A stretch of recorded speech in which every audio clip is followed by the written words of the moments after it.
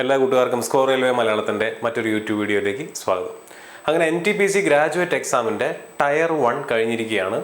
അപ്പോൾ ജൂൺ 5 മുതൽ ജൂൺ 24 വരെയായിരുന്നു നമ്മുടെ ടയർ 1 എക്സാം CBT 1 കണ്ടക്ട് ചെയ്തിരുന്നത്. ആ ടയർ 1 എക്സാം കഴിഞ്ഞിരിക്കുകയാണ്. അപ്പോൾ എക്സാം എഴുതിയിരിക്കുന്ന നിങ്ങൾ ഈ വീഡിയോ കാണുന്നുണ്ടെങ്കിൽ ഏത് മാനസികാവസ്ഥയിലായിരിക്കും നിങ്ങൾ ഇരിക്കുന്നുണ്ടാവുക? പ്രധാനമായിട്ടും 3 മാനസികാവസ്ഥയിലിരിക്കുന്ന കുട്ടികളായിരിക്കും. ഒന്ന്, എക്സാം കയ്യിൽ നിന്ന് പോയി, ഞാൻ വിചാരിച്ച പോലെ ഒന്നും എനിക്ക് എക്സാം എഴുതാൻ പറ്റിയില്ല, അറ്റംപ്റ്റ് കുറവാണ്, മാർക്ക് കുറയാനുള്ള സാധ്യതയുണ്ട്, പല ക്വസ്റ്റ്യൻസും എനിക്ക് കാണാൻ പറ്റിയില്ല, എൻ്റെ പ്രിപ്പറേഷൻ മോശമായിരുന്നു. 2, എക്സാം ഞാൻ എഴുതിയിട്ടുണ്ട്, ഓക്കെ ആയിരുന്നു, മാർക്ക് ഇനിയിപ്പം എന്താണ് റെസ്പോൺസ് ഷീറ്റ് വന്നാലേ എനിക്ക് കറക്റ്റ് കണക്കൂട്ടി പറയാൻ പറ്റുള്ളൂ. പക്ഷേ റെസ്പോൺസ് ഷീറ്റ് വന്നാൽ നോക്കാനുള്ളൊരു പേടി എനിക്കുണ്ട്, എന്തായിരിക്കും അവസ്ഥ എന്നറിയില്ല, ഈ ആലപ്പുറത്ത് തേങ്ങ പോലെ അങ്ങോട്ടോ ഇങ്ങോട്ടോ വീഴാം. 3, എക്സാം ഞാൻ നന്നായിട്ട് എഴുതിയിട്ടുണ്ട്, പഠിച്ചിട്ടുണ്ട്, എനിക്ക് അടുത്ത ടയറിന് എത്രയും പെട്ടെന്ന് പ്രിപ്പയർ ചെയ്ത് തുടങ്ങണം. ഈ 3 മാനസികാവസ്ഥയിലുള്ള കുട്ടികളും കണ്ടിരിക്കേണ്ട ഒരു വീഡിയോ ആണിത്. എക്സാം നിങ്ങളെ കഴിഞ്ഞിരിക്കുകയാണ്, ഇനി നിങ്ങൾ എന്ത് ചെയ്യണമെന്നുള്ളതാണ് ഈ വീഡിയോയിൽ നമ്മൾ പ്രധാനമായിട്ടും ഡിസ്കസ് ചെയ്യാനായിട്ട് പോകുന്നത്. അപ്പോൾ ഇതിൽ ആദ്യം മാർക്ക് അറിയണം അല്ലേ? അപ്പോൾ റെസ്പോൺസ് ഷീറ്റ് നിങ്ങൾക്കറിയാം, എക്സാമിനേഷൻ കഴിഞ്ഞ് കഴിഞ്ഞാൽ RRB ഒരു റെസ്പോൺസ് ഷീറ്റ് നിങ്ങൾക്ക് കിട്ടും. അപ്പോൾ റെസ്പോൺസ് ഷീറ്റ് നമുക്ക് ഒരാഴ്ചക്കുള്ളിൽ തന്നെ പ്രതീക്ഷിക്കാം. ഈ വരുന്ന ദിവസങ്ങളിൽ തന്നെ നിങ്ങളുടെ റെസ്പോൺസ് ഷീറ്റ് നിങ്ങൾക്ക് ലഭ്യമായിരിക്കും. അപ്പോൾ അതിനകത്ത് നിന്ന് നിങ്ങൾക്ക് എന്ത് കിട്ടും? നിങ്ങളുടെ റോ സ്കോർ, നിങ്ങൾക്ക് എത്ര മാർക്കാണ് റോ ആയിട്ടുള്ളത് എന്നുള്ളത് നിങ്ങൾക്ക് കാൽക്കുലേറ്റ് ചെയ്യാൻ പറ്റും. നിങ്ങൾ അറ്റംപ്റ്റ് ചെയ്തിട്ടുള്ള എത്രയാണ്, എത്ര തെറ്റുകൾ പറ്റിയിട്ടുണ്ട് തുടങ്ങിയ കാര്യങ്ങളൊക്കെ നമുക്ക് അതിനകത്ത് അറിയാൻ പറ്റും. ഒബ്ജെക്ഷൻസ് റേസ് ചെയ്യാനുള്ള കാര്യങ്ങളൊക്കെ ഇനി വരുന്ന ദിവസങ്ങളിൽ നമുക്ക് RRBയുടെ സൈറ്റുകളിൽ ലഭ്യമായിരിക്കും. ഓക്കെ, മാർക്ക് അറിഞ്ഞു എന്ന് വിചാരിക്കുക. നിങ്ങൾ റെസ്പോൺസ് ഷീറ്റ് കൂട്ടി നിങ്ങളുടെ മാർക്ക് അറിഞ്ഞു. മാർക്ക് അറിഞ്ഞാലും നിങ്ങൾക്ക് ഉറപ്പിക്കാൻ പറ്റുമോ? അതാണ് അടുത്ത ചോദ്യം. ഇപ്പോൾ 100-ൽ 80 മാർക്ക് കിട്ടി, അല്ലെങ്കിൽ 100-ൽ 50 മാർക്ക് കിട്ടി. 50 മാർക്ക് കിട്ടി, എനിക്ക് 50 ഉള്ളൂ, ഞാൻ ഔട്ടായി എന്ന് എനിക്ക് വിചാരിക്കാൻ പറ്റുമോ? 100-ൽ എനിക്ക് 80 മാർക്ക് കിട്ടി, 80 കിട്ടി, ഞാൻ ഇന്നാവും എന്ന് എനിക്ക് ഉറപ്പിച്ച് പറയാൻ പറ്റുമോ? ചോദ്യമാണ് അല്ലേ? കട്ട് ഓഫ് മാർക്ക് എത്രയായിരിക്കുമെന്ന് നിങ്ങൾക്ക് വല്ല ഐഡിയ ഉണ്ടോ? ഇല്ല. കട്ട് ഓഫ് അറിയാത്തിടത്തോളം കാലം എത്ര മാർക്ക് കിട്ടിയാലും നിങ്ങൾ ഇന്നാണോ ഔട്ടാണോ എന്നുള്ളത് നിങ്ങൾക്ക് എങ്ങനെ വിലയിരുത്താൻ പറ്റുമോ? ഉറപ്പിച്ച് പറയാൻ ആർക്കും പറ്റില്ല എന്നുള്ളതാണ് അതിൻ്റെ അവസ്ഥ. അപ്പോൾ നമ്മൾ എന്ത് ചെയ്യും? റിസൾട്ട് വരാതെ എങ്ങനെയാണ് നമുക്ക് തീരുമാനമെടുക്കാൻ പറ്റുന്നത് അല്ലേ? നമ്മൾ മാർക്ക് അറിഞ്ഞു, റെസ്പോൺസ് ഷീറ്റ് നോക്കി, മാർക്ക് എത്രയാണെന്ന് എനിക്ക് മനസ്സിലായി. ഈ മാർക്ക് വെച്ചുകൊണ്ട് ഞാൻ എഴുതിയിരിക്കുന്ന എക്സാം, ഞാൻ എഴുതിയിരിക്കുന്ന സോണിൽ, ഞാൻ വിചാരിക്കുന്ന പോസ്റ്റിൽ എൻ്റെ കട്ട് ഓഫ് ക്ലിയർ ആവുമോ ഇല്ലയോ എന്നുള്ളത് റിസൾട്ട് വരാതെ എനിക്ക് പറയാൻ പറ്റുമോ? ഇല്ല. അപ്പോൾ എന്ത് ചെയ്യണം? കഴിഞ്ഞ തവണ എന്തായിരുന്നു അവസ്ഥ എന്ന് നമുക്ക് ആദ്യം നോക്കാം. കഴിഞ്ഞ തവണ എന്ന് പറഞ്ഞാൽ ഇതിന് മുന്നേ RRB NTPC എക്സാം കണ്ടക്ട് ചെയ്ത സമയത്ത് എങ്ങനെയൊക്കെ ആയിരുന്നു ഇതിൻ്റെ അവസ്ഥകൾ, എന്തൊക്കെയായിരുന്നു കട്ട് ഓഫുകൾ എന്നുള്ളതൊക്കെ നമുക്കൊന്ന് നോക്കാം. അതിൽ ആദ്യം നമുക്ക് നമ്മുടെ തിരുവനന്തപുരം തന്നെ നോക്കാം. കഴിഞ്ഞ വട്ടം 2021-ലാണ് അതിൻ്റെ റിസൾട്ട് വന്നത്. 2019 എക്സാമിൻ്റെ കാര്യമാണ് ഞാൻ ഈ പറയുന്നത്. ലെവൽ 5 കട്ട് ഓഫ് 61 മാർക്കാണ്. ജനറൽ കാൻഡിഡേറ്റിൻ്റെ കാര്യമാണ് ഞാൻ ഈ പറയുന്നത്. ലെവൽ 5 കട്ട് ഓഫ് എന്ന് പറയുന്നത് 61 മാർക്കാണ് കഴിഞ്ഞ വട്ടത്തെ കട്ട് ഓഫ് എന്ന് പറയുന്നത്. ജനറൽ കാൻഡിഡേറ്റ് ലെവൽ 6, നമ്മുടെ സ്റ്റേഷൻ മാസ്റ്റർ അടങ്ങുന്ന ലെവൽ 6-ന്റെ കട്ട് ഓഫ് നോക്കുക, 69 മാർക്കാണ്. 69 മാർക്കാണ്. ഇത് ആഫ്റ്റർ നോർമലൈസേഷൻ ആണെന്നുള്ള കാര്യം കൂടെ ഓർത്തിരിക്കുക. റോ സ്കോർ വെച്ചിട്ടുള്ള ഒരു കട്ട് ഓഫ് അല്ല നമ്മൾ ഈ പറയുന്നത്. SC കട്ട് ഓഫ് എന്ന് പറയുന്നത് 41 മാർക്കാണ്. ST കട്ട് ഓഫ് എന്ന് പറയുന്നത് 43 മാർക്കാണ്. OBC കട്ട് ഓഫ് എന്ന് പറയുന്നത് 55 മാർക്കാണ്. EWS കട്ട് ഓഫ് ആണ് ഇതിൽ ഏറ്റവും കുറവ്. SC കട്ട് ഓഫിനേക്കാളും ST കട്ട് ഓഫിനേക്കാളും കുറവ്, 40 മാർക്ക്. ക്വാളിഫയിങ് മാർക്ക്, ഈ CBT ടെസ്റ്റ് എഴുതി കഴിഞ്ഞാൽ നിങ്ങൾക്ക് 40% മാർക്ക് ഉണ്ടെങ്കിലാണ് നിങ്ങൾ ക്വാളിഫൈ ചെയ്യുന്നത്. EWSന് 40 കട്ട് ഓഫ് വന്നിരിക്കുന്നത് എന്നുള്ള കാര്യമാണ് ഓർത്തിരിക്കുക. ഓപ്പൺ കാറ്റഗറിയിൽ UR ജനറലിന് കട്ട് ഓഫ് 69-ഉം 61-ഉമായിരുന്നു. പക്ഷെ ഇതുകൊണ്ട് മാത്രം ക്ലിയർ പിക്ചർ കിട്ടുമോ? ഇല്ല. ഈ ഒരു ഇമേജും കൂടെ നിങ്ങൾ നോക്കുക. ലെവൽ 6-ന് 2019 340 വേക്കൻസീസ് ഉണ്ടായിരുന്നു. ലെവൽ 6-ന് സ്റ്റേഷൻ മാസ്റ്റർ എന്ന് പറയുന്ന പോസ്റ്റിന് 340 വേക്കൻസീസ് ഉണ്ടായിരുന്നു. എന്നാൽ ഇത്തവണ അത് 116 വേക്കൻസിയാണ് ഉള്ളത്. ലെവൽ 5-ന്റെ കാര്യം എടുത്താലും മോശമല്ല, 331-ൽ നിന്നും 58 വേക്കൻസി ആയിട്ട് കുറഞ്ഞിട്ടുണ്ട്. എന്ന് പറഞ്ഞാൽ വേക്കൻസി ഏകദേശം 6-1 ഇവിടെ 3-1 വേക്കൻസി കുറഞ്ഞായിട്ടാണ് നമുക്ക് കാണാനായിട്ട് സാധിക്കുന്നത്. അപ്പോൾ ഈ വേക്കൻസികളുടെ എണ്ണം കുറഞ്ഞത് കട്ട് ഓഫിൽ മാറ്റം വരാനുള്ള സാധ്യതയുണ്ട് ഇല്ലേ? അപ്പോൾ 2019 കട്ട് ഓഫാണ് ഞാൻ ഇവിടെ കൊടുത്തിട്ടുള്ളത്. 2019 നോട്ടിഫിക്കേഷൻ പ്രകാരമുള്ള കട്ട് ഓഫുകളാണ് ഞാൻ ഇവിടെ കൊടുത്തിട്ടുള്ളത്. സെൻട്രൽ എംപ്ലോയ്മെന്റ് നോട്ടീസ് 01/2019 എന്ന് പറയുന്ന പരീക്ഷ പ്രകാരം 2021 വന്നിട്ടുള്ള റിസൾട്ട് വെച്ചിട്ടുള്ള കട്ട് ഓഫാണ് ഞാൻ ഇവിടെ കൊടുത്തിരിക്കുന്നത്. അന്നത്തെ വേക്കൻസിയിൽ നിന്നും എത്രത്തോളം വേക്കൻസി കുറഞ്ഞിട്ടുണ്ടെന്നുള്ളത് നിങ്ങൾക്ക് വ്യക്തമാണ്.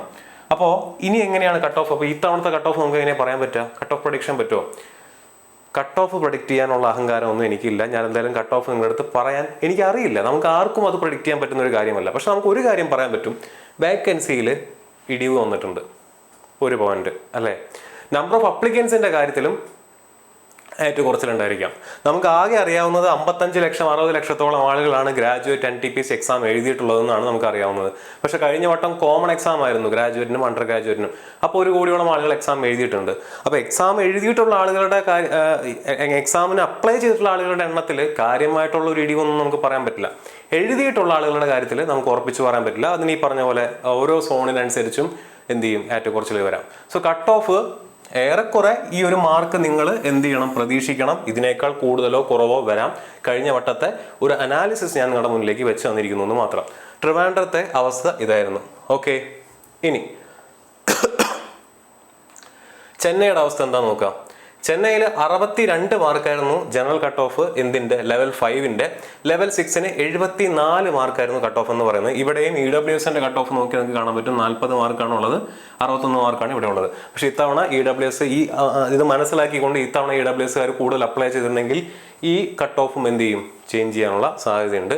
ആൻഡ് അവിടുത്തെ വേക്കൻസി കമ്പാരിസൺ ചാർട്ടാണ് ഞാൻ ഇവിടെ കൊടുത്തിട്ടുള്ളത്. വേക്കൻസീസ് 6-1 എവിടെ കുറഞ്ഞിരിക്കുന്നത്, ലെവൽ 6ന് കുറഞ്ഞിരിക്കുന്ന 5-1 ലെവൽ 5നും ഇത്തവണ വേക്കൻസീസ് കുറഞ്ഞിട്ടുണ്ട്. അപ്പോൾ അതനുസരിച്ച് എന്ത് ചെയ്യും, കട്ട് ഓഫിനകത്ത് മാറ്റങ്ങൾ വരാം. ഓക്കെ, ഇനി RRB ബാംഗ്ലൂരിൻ്റെ അവസ്ഥ എന്തായിരുന്നു, ലെവൽ 5ന് 70.59 ആയിരുന്നു ജനറൽ കട്ട് ഓഫ് എന്ന് പറയുന്നത്. അവിടെ നിന്ന് അങ്ങോട്ട് നോക്കി കഴിഞ്ഞാൽ നിങ്ങൾക്ക് കാണാൻ പറ്റും ഓരോ കാറ്റഗറിയുടെയും കട്ട് ഓഫ് എത്രയാണെന്നുള്ളത്. 78 തൊട്ടാണ് ലെവൽ 6ൻ്റെ കട്ട് ഓഫ് വരുന്നത്.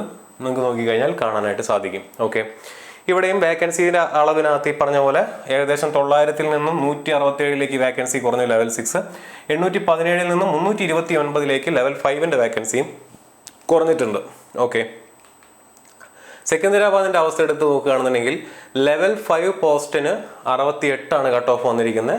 ലെവൽ 6 പോസ്റ്റിന് 79 കട്ട് ഓഫ് വന്നിരിക്കുന്നത്. കറസ്പോണ്ടിങ് ആയിട്ടുള്ള ഓരോ കമ്മ്യൂണിറ്റിക്കും അല്ലെങ്കിൽ ഓരോ കാറ്റഗറിക്കുള്ള കട്ട് ഓഫുകൾ ഞാൻ ഇവിടെ കൊടുത്തിട്ടുണ്ട്. വേക്കൻസി ചാർട്ട് നോക്കുകയാണെന്നുണ്ടെങ്കിൽ 842-ൽ നിന്ന് 35-ലേക്ക് ലെവൽ 6 കുറഞ്ഞു. എവിടെ, സെക്കന്ദരാബാദ്. അപ്പോൾ സെക്കന്ദരാബാദ് ലെവൽ 6 കട്ട് ഓഫ് ഇത്തവണ നല്ലപോലെ കൂടാനുള്ള സാധ്യതയുണ്ട്. കാരണം 35 വേക്കൻസീസ് മാത്രമാണ് അവിടെ ഉള്ളത്. പക്ഷെ 35 വേക്കൻസിയേ ഉള്ളൂ എന്ന് പറഞ്ഞുകൊണ്ട് അവിടെ അപ്ലൈ ചെയ്ത ലെവൽ 6 പോസ്റ്റ് അപ്ലൈ ചെയ്ത ആളുകളുടെ എണ്ണം കുറയാണെന്നുണ്ടെങ്കിൽ ഞാൻ ഈ പറഞ്ഞ കാര്യം അവിടെയും തെറ്റാം. പറഞ്ഞ് മനസ്സിലാവുന്നുണ്ട്. അപ്പോൾ നമ്പർ ഓഫ് അപ്ലിക്കൻസ്, ക്വസ്റ്റ്യൻ്റെ എക്സാമിനേഷൻ്റെ ടഫ്നെസ്, അതുപോലെ തന്നെ എത്ര പേര് അവിടെ എക്സാം എഴുതി, എത്ര വേക്കൻസി ഉണ്ട്, അവരൊക്കെ മെഡിക്കലി ഫിറ്റ് ആണോ തുടങ്ങിയ കാര്യങ്ങളൊക്കെ അനുസരിച്ചുകൊണ്ടിരിക്കും നിങ്ങളുടെ അപ്പോയിൻമെൻറ്റും. അതുപോലെ തന്നെ ഇപ്പോൾ മെഡിക്കലി ഫിറ്റ് ആണോ എന്നുള്ളത് ടയർ 1നെ ബാധിക്കുന്ന കാര്യമല്ല. പക്ഷേ ബാക്കി എല്ലാ ഫാക്ടേഴ്സും എന്ത് ചെയ്യും, ടയർ 1ൻ്റെ റിസൾട്ടിനെ ബാധിക്കുന്നതായിരിക്കും. 1537-ൽ നിന്ന് 443 വേക്കൻസി ലെവൽ 5ന് കുറഞ്ഞിട്ടുണ്ട്. അപ്പോൾ അതുകൂടെ മനസ്സിൽ വെക്കുക. ഓക്കെ, ഇനി ബോംബെ നോക്കുക. 67 കട്ട് ഓഫാണ് ലെവൽ 5ന് വന്നിരിക്കുന്നത്. 83 മാർക്കിന് അടുപ്പിച്ച് ലെവൽ 6ന് അന്ന് കട്ട് ഓഫ് വന്നിട്ടുണ്ട്. ഇവിടെ നോക്ക്, 313 ഒഴിവാണ് 2024-നുള്ളത്. 486 ഒഴിവാണ് ലെവൽ 6ന് ഉണ്ടായിരുന്നത്. 486 ഒഴിവ്. ഞാൻ ഒരു സംഭവം നിങ്ങൾക്ക് ഇവിടെ കാണിച്ചു തരാം. 2019-ലെ ബോംബെയുടെ ഒഴിവ് നോക്കുക, 486 ഏതിന്, ലെവൽ 6ന് അല്ലേ. അത് മനസ്സിൽ വെക്കുക. നമ്മളിനി പുറകോട്ട് പോകുന്നു. നമ്മൾ ഏറ്റവും ആദ്യം നോക്കിയാൽ നമ്മുടെ തിരുവനന്തപുരത്തേക്ക് വരുന്നു. തിരുവനന്തപുരത്ത് ഒഴിവ് നോക്കുക, 340. 400-ൽ നിന്ന് 340 എന്ന് പറഞ്ഞാൽ ഏകദേശം 100 വേക്കൻസിയുടെ ഇടിവേ ഉള്ളൂ. ഇവിടുത്തെ കട്ട് ഓഫ് നോക്കുക, 69 മാർക്ക് അല്ലേ. അവിടുത്തെ കട്ട് ഓഫ് എത്രയായിരുന്നു ബോംബെയിലെ, 83 മാർക്കിന് അടുപ്പിച്ച് വന്നു. എന്ന് വെച്ചാൽ 10-13 മാർക്ക് അവിടെ വ്യത്യാസം വന്നു. പക്ഷെ അവിടെ വേക്കൻസി ഏകദേശം സ്റ്റാഗ്നൻ്റ് ആയിട്ട്, അല്ലെങ്കിൽ വേക്കൻസിയിൽ കാര്യമായിട്ടുള്ളൊരു വർധനം അവിടെ കാണാൻ പറ്റുന്നുണ്ടോ, നമുക്ക് ഇല്ല. 300 നോക്കുക, ഇവിടെ 486 അല്ലേ. 100 ചില വേക്കൻസി വർദ്ധിപ്പിച്ചപ്പോഴേക്കും കട്ട് ഓഫ് 14 മാർക്ക് കൂടി. സോ നമുക്ക് അങ്ങനെ കട്ട് ഓഫ് പ്രഡിക്റ്റ് ചെയ്യാനൊന്നും പറ്റില്ല. കട്ട് ഓഫ് അങ്ങനെ പ്രഡിക്റ്റ് ചെയ്ത് ഇത്ര മാർക്ക് കട്ട് ഓഫ് വരിക എന്ന് പറയുന്നത് ടോട്ടലി എന്താണ്, ഫൂളിഷ് ആണ്. നമുക്ക് അങ്ങനെ പറയാനായിട്ടുള്ള സാഹചര്യം നിലവിൽ ഇല്ല. റെസ്പോൺസ് ഷീറ്റ് വരുന്നു, നിങ്ങളെ മാർക്ക് എത്രയാണ്, നിങ്ങൾ ഏത് സോണിലാണ് എന്നുള്ളതെന്ന് വെച്ചിട്ട് മുന്നത്തെ കട്ട് ഓഫും വെച്ചുകൊണ്ട് നിങ്ങളൊന്ന് അനാലിസിസ് നടത്തുക. ഓക്കെ, അപ്പോൾ ചിലപ്പോൾ നിങ്ങൾക്ക് നിരാശ വരുന്ന കാര്യങ്ങളായിരിക്കും നിങ്ങൾ കാണുന്നുണ്ടാവും. പക്ഷേ നിങ്ങൾ ഒരു കാര്യം കൂടെ മനസ്സിലാക്കണം, നിങ്ങൾ കാൽക്കുലേറ്റ് ചെയ്യുന്ന റോ സ്കോറാണ്. മാർക്ക് നോർമലൈസ് ചെയ്യുമ്പോൾ ചേഞ്ച് വരാം. 50 മാർക്കുള്ള കുട്ടിക്ക് ചിലപ്പോൾ 55-56 മാർക്ക് വരാം. 60 മാർക്കുള്ളവന് 75 വരാം. 50 മാർക്കുള്ളവന് 75 വരാം. മനസ്സിലാവുന്നുണ്ടോ? അപ്പോൾ ആ രീതിയിലൊക്കെ നോർമലൈസേഷനിൽ മാറ്റങ്ങൾ വരാം. എക്സാമിൻ്റെ ടഫ്നെസ്സും നിങ്ങൾ എഴുതിയ ഷിഫ്റ്റിൻ്റെ ടഫ്നെസ്സൊക്കെ അനുസരിച്ച് നോർമലൈസ് ചെയ്യുമ്പോൾ മാർക്കുകൾ വരാം. നമ്മൾ ജൂനിയർ എഞ്ചിനീയർ എക്സാമിനായിക്കോട്ടെ, ALPക്ക് ആയിക്കോട്ടെ, ടെക്നീഷ്യൻ എക്സാമിനായിക്കോട്ടെ, നമ്മൾ ഈ പറയുന്ന നോർമലൈസ് ചെയ്തപ്പോൾ വന്നിട്ടുള്ള ചേഞ്ചുകൾ കണ്ടതാണ്. പക്ഷെ അത് അത്ര കണ്ട് കുട്ടികൾ എഴുതിയിട്ടുള്ള പരീക്ഷകളല്ല പക്ഷേ NTPC അങ്ങനെയല്ല. NTPC ഈ പറഞ്ഞ പോലെ ഒരുപാട് കുട്ടികൾ ഒരുപാട് ഷിഫ്റ്റുകളിലായിട്ട് എഴുതിയതായതുകൊണ്ട് തന്നെ ഇവിടെ മാറ്റം വരാനുള്ള സാധ്യതയുണ്ട്. ഓക്കെ, അപ്പോൾ ഈ കട്ട് ഓഫിൻ്റെ അനാലിസിസ് നിങ്ങൾക്ക് ഒരു ധാരണ കിട്ടി. അപ്പോൾ നമുക്ക് NTPC പരീക്ഷ CBT 1 എഴുതിയിരിക്കുന്ന കുട്ടികളെ സംബന്ധിച്ചിടത്തോളം ആദ്യം മാർക്ക് അറിയണം, അല്ലേ? മാർക്ക് അറിയണമെങ്കിൽ റെസ്പോൺസ് ഷീറ്റ് വരണം. മാർക്ക് അറിഞ്ഞാലും കട്ട് ഓഫ് അറിയാതെ, അല്ലെങ്കിൽ ലിസ്റ്റിനകത്ത് ഉണ്ടോ ഇല്ലയോ എന്നുള്ളത് കട്ട് ഓഫ് ആണ് നിശ്ചയിക്കുന്നത്. മാർക്ക് അറിഞ്ഞതുകൊണ്ടോ നമുക്ക് കട്ട് ഓഫ് പ്രഡിക്റ്റ് ചെയ്യാൻ പറ്റില്ല എന്നുള്ള കാര്യം നമുക്ക് ഏറെക്കുറെ മനസ്സിലായി. ഇനി എന്തെന്നുള്ളതാണ്, ഇനിയും തീരുമാനം എടുക്കാൻ പറ്റുന്നില്ല നിങ്ങൾക്ക്, അല്ലേ? എക്സാം കഴിഞ്ഞു, ഇനി എന്ത് ചെയ്യണം എന്നറിയില്ല. ഈ പറഞ്ഞ ഏത് കാറ്റഗറിയിലുള്ള കുട്ടികളാണെന്നുണ്ടെങ്കിലും നമുക്ക് ലിസ്റ്റിനകത്ത് പേരുണ്ടോ, ലിസ്റ്റിനകത്ത് പേരില്ലാതെ ഞാൻ പഠിച്ചു തുടങ്ങിയിട്ട് ലിസ്റ്റ് വരുന്ന സമയത്ത് എൻ്റെ പേരില്ല എന്നുണ്ടെങ്കിൽ എനിക്ക് വിഷമമാവുമോ, ഞാൻ പഠിച്ചു തുടങ്ങുന്നത് വെറുതെ ആവുമോ, അങ്ങനെയൊക്കെ ആലോചിച്ചിട്ടായിരിക്കും കൂടുതലും കുട്ടികൾ ഇരിക്കുന്നുണ്ടാവുക. പലർക്കും എക്സാം കഴിഞ്ഞാൽ ഓക്കെ എക്സാം കഴിഞ്ഞു, ഇനി ഞാൻ ആ ഭാഗത്തേക്ക് നോക്കുന്നില്ല എന്നുള്ളൊരു മെൻറ്റാലിറ്റി ആയിരിക്കും. ഞാൻ എഴുതാനുള്ളതൊക്കെ എഴുതി പഠിച്ചു കഴിഞ്ഞു, ഇനി എനിക്ക് വയ്യ, എനിക്ക് ടെൻഷൻ അടിക്കാൻ വയ്യ എന്നുള്ള ചിന്താഗതിയിൽ ആ ഭാഗത്തേക്ക് നോക്കാതെ, അങ്ങനെയുള്ള വീഡിയോസ് കാണാതെ, കട്ട് ഓഫ് പ്രഡിക്ഷൻ പോലും കാണാതെ ഇരിക്കുന്ന കുട്ടികളുണ്ടാവും. എന്നാൽ ചിലവർ എക്സാം കഴിഞ്ഞ് അന്ന് തന്നെ ഇത്രയും പെട്ടെന്ന് കട്ട് ഓഫ് പറഞ്ഞു കഴിഞ്ഞാൽ എനിക്കത് തീരുമാനമെടുക്കാമല്ലോ എന്ന് വിചാരിച്ചിരിക്കുന്ന കുട്ടികളുണ്ടാവും. അപ്പോൾ ഇങ്ങനെ പല മെൻറ്റാലിറ്റിയിലുള്ള ആളുകൾ ഈ വീഡിയോ കാണുന്നുണ്ടാവും. പലർക്കും തീരുമാനമെടുക്കാൻ പറ്റാത്ത അവസ്ഥയിലാണ് നിങ്ങൾ ഇരിക്കുന്നതെന്നുണ്ടെങ്കിൽ നിങ്ങൾ മനസ്സിലാക്കേണ്ട കാര്യം, cut off cannot be predicted. Cut off ആരെങ്കിലും നിങ്ങളുടെ അടുത്ത് ഇത്രയാണ് കട്ട് ഓഫ് വരിക, ഇത്രയും മാർക്ക് നിങ്ങൾ വാങ്ങിച്ചില്ലെങ്കിൽ നിങ്ങൾ സേഫ് ആണ് എന്ന് പറയുന്നുണ്ടെങ്കിൽ അത് ശുദ്ധ അസംബന്ധമാണ്. അങ്ങനെയുള്ള വീഡിയോസ് അല്ലെങ്കിൽ അങ്ങനെയുള്ള കാര്യങ്ങളുടെ പുറകെ ആലോചിച്ച് തല പുണ്ണാക്കാതിരിക്കുക. നിങ്ങൾ എക്സാം എഴുതി, നിങ്ങളെ കൊണ്ട് പറ്റുന്ന രീതിയിൽ എക്സാമിനേഷൻ ഹാളിൽ നിങ്ങൾ പെർഫോം ചെയ്തു, നിങ്ങൾക്ക് വാങ്ങിക്കാൻ പറ്റുന്ന മാക്സിമം മാർക്ക് നിങ്ങൾ വാങ്ങിച്ചു എന്നുണ്ടെങ്കിൽ ആ കാര്യമൊന്നും മറക്കുക. പാസ്റ്റിലേക്ക് പോയിട്ട് ആ എക്സാമിനേഷൻ ഹാളിൽ ഞാൻ അങ്ങനെ ചെയ്തിരുന്നെങ്കിൽ എനിക്ക് ഇത്ര മാർക്ക് വാങ്ങിക്കാമായിരുന്നു, മുന്നേ ഞാൻ ഇങ്ങനെ പ്രിപ്പയർ ചെയ്തിരുന്നെങ്കിൽ എനിക്ക് ഇത്ര മാർക്ക് വാങ്ങിക്കാമായിരുന്നു എന്നൊക്കെ ചിന്തിക്കുന്നത് വെറുതെയാണ്. അതിനകത്തൊന്നും യാതൊരു വിധത്തിലുള്ള കാര്യമില്ല. കട്ട് ഓഫ് ആരെങ്കിലും പറഞ്ഞു വരുന്നുണ്ടെങ്കിൽ അതിനകത്തും പ്രത്യേകിച്ച് കഴമ്പൊന്നുമില്ല. ലിസ്റ്റിനകത്ത് നിങ്ങളുടെ പേര് ഉണ്ടോ ഇല്ലയോ എന്നുള്ളത് മാത്രമാണ് നമുക്ക് അറിയേണ്ട കാര്യമുള്ളൂ. സോ കട്ട് ഓഫ് പ്രൊഡിക്ഷൻസും കട്ട് ഓഫ് ഇത്രയായിരിക്കും, കട്ട് ഓഫ് അത്രയായിരിക്കും, അങ്ങനെ എങ്ങനെ എന്നൊക്കെ പറയുന്ന ഡിസ്കഷനിൽ നിന്നും പരമാവധി എന്ത് ചെയ്യുക, മാറി നിൽക്കുക. അങ്ങനെയുള്ള കാര്യങ്ങളിൽ തല വെക്കാതിരിക്കുക. ഞാൻ നേരത്തെ നിങ്ങൾക്ക് കാണിച്ചു തന്നത് എന്തിനാണെന്ന് വെച്ച് കഴിഞ്ഞാൽ ഒരു ധാരണ കിട്ടുന്നതിന് വേണ്ടിയിട്ടാണ്. ഇതൊക്കെയായിരുന്നു കഴിഞ്ഞ വർഷത്തെ സിനാരിയോ എന്ന് പറയുന്നത്. അപ്പോൾ നിങ്ങൾ എന്തിനാണ് നിങ്ങൾ ഇനി ഫേസ് ചെയ്യാൻ പോകുന്നത്, എത്രത്തോളം കോമ്പറ്റീഷനാണ് നിങ്ങളുടെ മുന്നിലുള്ളത്, വേക്കൻസീസിൽ വന്നിട്ടുള്ള ഇടിവ് എത്രത്തോളമാണ്, കട്ട് ഓഫുകൾ എങ്ങനെയാണ് വേരി ചെയ്തിരുന്നത് കഴിഞ്ഞ വർഷം എന്നുള്ളത് ഒന്ന് മനസ്സിലാക്കി തരുന്നതിനാണ് ആ വീഡിയോ ഞാൻ, അല്ലെങ്കിൽ ആ ഒരു സ്ലൈഡ്സ് ഞാൻ നിങ്ങളുടെ മുന്നിൽ കാണിച്ചു തന്നത്. നിങ്ങളുടെ മനസ്സിൽ ഇനി എന്തായിരിക്കണം, ഇവിടെ നിന്ന് അങ്ങോട്ട് ഇനി എന്ത്.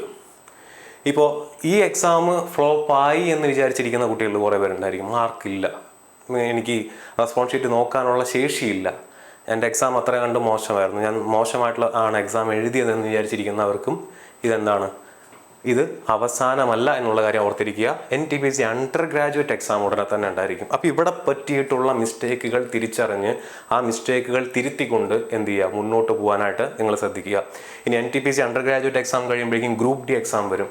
നിങ്ങൾക്ക് ഓൾറെഡി അറിയാവുന്ന SSC, CGL, CHSL ഒക്കെ നോട്ടിഫിക്കേഷൻ ഉടനെ വന്നിട്ടുണ്ട്. അപ്ലൈ ചെയ്യാത്തവർക്ക് അപ്ലൈ ചെയ്യാനുള്ള അവസരം കൂടെയാണ്, അല്ലേ? അപ്പോൾ ഈ ഒരു എക്സാം കൊണ്ട് നിങ്ങളുടെ ലൈഫ് അവസാനിക്കുന്നില്ല, നിങ്ങൾക്ക് അവസരങ്ങൾ ഇനിയും മുന്നിൽ കിടക്കുകയാണ്. ആൻഡ് ഒരു കാര്യം കൂടെ ഞാൻ പറഞ്ഞോട്ടെ, ഇതൊരു വിഷ്യസ് ലൂപ്പാണ്.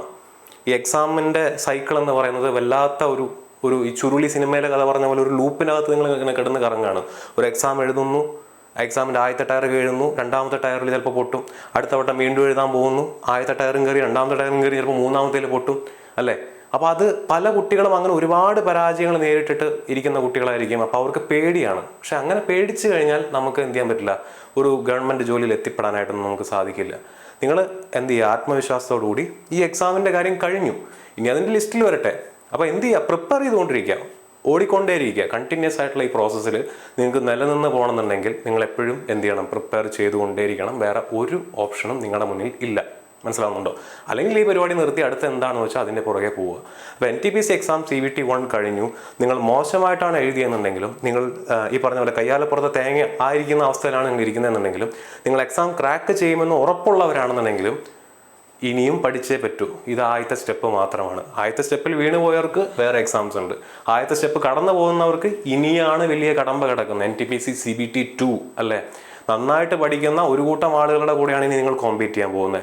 നിങ്ങൾ ഇവിടെ വെച്ച് നിങ്ങളുടെ ഓട്ടം അവസാനിപ്പിച്ചാൽ, ഇവിടെ വെച്ച് നിങ്ങളുടെ പഠിത്തം അവസാനിപ്പിച്ചു കഴിഞ്ഞാൽ അടുത്ത സ്റ്റേജിൽ ഇതേപോലെ എന്ത് ചെയ്യും, നിങ്ങളും വീണ് പോകാനുള്ള സാധ്യതയുണ്ട്. അപ്പോൾ അത് മനസ്സിലാക്കി എന്ത് ചെയ്യുക, ഇനി വരുന്ന പരീക്ഷകൾക്കായിട്ട് ഉഷാറായിട്ട് പ്രിപ്പയർ ചെയ്യുക. വരുന്ന ദിവസങ്ങളിൽ തന്നെ നമുക്ക് ഈ പറഞ്ഞ പോലെ റെസ്പോൺസ് ഷീറ്റ് വരുന്നുണ്ടായിരിക്കും. റെസ്പോൺസ് ഷീറ്റ് വരുന്നാൽ മാത്രമേ നമുക്ക് എന്ത് ചെയ്യാം, ക്വസ്റ്റ്യൻ പേപ്പറിൻ്റെ ഡീറ്റെയിൽ ആയിട്ടുള്ള അനാലിസിസ്, എന്തൊക്കെയാണ് നിങ്ങൾക്ക് പറ്റിയ പാളിച്ചകൾ, അല്ലെങ്കിൽ എന്തൊക്കെയാണ് നിങ്ങൾ ഇനി ശ്രദ്ധിക്കേണ്ടത്, ഇനി വരുന്ന ദിവസങ്ങളിൽ എങ്ങനെ വേണം നിങ്ങളുടെ പ്രിപ്പറേഷൻ സ്ട്രാറ്റജി തുടങ്ങിയ കാര്യങ്ങളുമായിട്ട് ബന്ധപ്പെട്ട് മറ്റൊരു വീഡിയോസ് നമുക്ക് ചെയ്യാവുന്നതാണ്. അപ്പോൾ അത്തരം വീഡിയോസ് നമുക്ക് വീണ്ടും കാണാം.